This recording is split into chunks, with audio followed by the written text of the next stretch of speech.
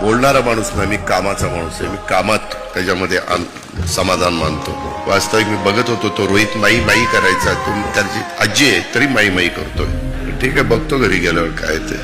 मुखात सुखाची साखर ठेवून जोडली जन्माची नाती, रामाच्या रूपात जपला माणूस मारुती रायाची छाती. वाघाची लिलानी कपाळी टिळा तू जेड अंधारासाठी, भनक भीतीची नवती भवती आभाळ रे माझ्या पाठी.